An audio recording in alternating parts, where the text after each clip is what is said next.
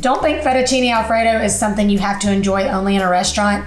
It could not be easier to make at home. I'm starting by grating some Parmesan cheese. I only had the block. You want to use like freshly grated if possible versus what comes in that can. Fettuccine Alfredo is actually more of an American dish than an Italian dish. This dish just starts out with our fettuccine, of course. I'm just using a dried store-bought fettuccine. You can make your own fresh if you want. And then we're gonna need lots of butter. This recipe has a combination of Romano cheese and Parmesan cheese, which I happen to absolutely love. And then just a little salt and pepper. This recipe has a little bit of garlic powder. I'm gonna try to follow a recipe today since this recipe from Allrecipes has over 2,000 5-star ratings. So y'all, you know it's gonna be good. Once you see how easy it is, you're never gonna pick up a jar of Alfredo sauce again. Now let me show you how easy this is to come together. You just wanna have all your ingredients ready to go because like I said, this comes together super fast. I'm gonna start my pasta cooking while I make my sauce. Once you get started, we're talking like 10 minutes here. You want your pasta water salted like the ocean. I just always break my pasta, it's habit. All right, pasta's going. Now let's make our sauce. We're gonna start by adding in a little cream or a lot. While that heats up, we're gonna melt our butter into the cream so they all kind of come together at the same time. I got 2 sticks of butter. So we're gonna stir this constantly. That's gonna help the two kind of come together at the same time where they're not totally separated. And then we're gonna bring it up to a simmer. We're gonna cook it till it kind of reduces and thickens just a little bit. While our heavy cream and butter come together, we're gonna add in just a pinch of garlic powder. If you would rather use fresh garlic, you could put it in at this point and let it steep into that creamy mixture, and then just pull it out before you toss your pasta so no one ends up with the big hunk of garlic. You're gonna cook your pasta till it's al dente, which means it's still gonna have a little bit of a bite to it.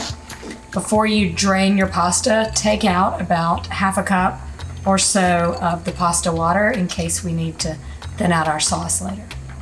All right, once it's simmered for just a couple minutes and slightly thickened, you can see how just rich and creamy it coats the spoon. That's what we want. If it coats the spoon, it's gonna coat our pasta.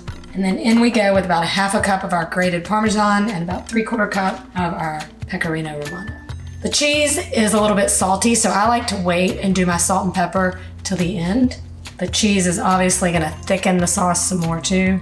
Just look at this. Let me just get a little Head Start taste. I'm gonna save the pepper for just the top. I'm gonna add in just a pinch of salt. Doesn't need much. And now we just add our pasta into this mixture. It's all gonna thicken up. If it gets too thick, or if you make this a little bit too far in advance for when people are ready for dinner, that's what that hot pasta water is gonna be for. It will loosen it up just before you serve it, or if your sauce gets too thick. Going in with my noodles. It's the sound we all love. Zhuzhy noodles. Let's just plate it up and show all its beauty in its simplicity. And then another way to serve it is at this point while it's hot, toss in your leftover grilled chicken or some sauteed shrimp. Then you have a complete meal with the protein. I'll just show you both ways. You can just simply enjoy it just like it is. It's super creamy. I like to top it with a little more grated Parmesan, some fresh cracked pepper, and then why not a few basil leaves just for some greenery. If we were at a restaurant and my kids want to get the fettuccine, I make them add a little protein to it. So I have some leftover grilled chicken that we had last night, a little of that pasta water. Watch how this comes together. You can create that restaurant experience right at home with like 15 minutes and about 5 ingredients. The whole plate is a perfect bite.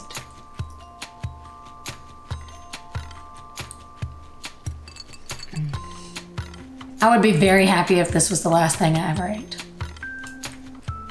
We all deserve to indulge a little once in a while, and if today is the day you're going to do that, use this recipe to make it happen. Better than takeout, better than restaurant. It's perfectly rich and creamy, so satisfying, easy enough for a weeknight, impressive enough to serve company. Next time you're entertaining, skip the big cuts of meat, just make a big pot of pasta. I promise everyone will be happy.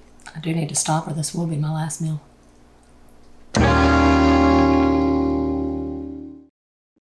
It's just so good.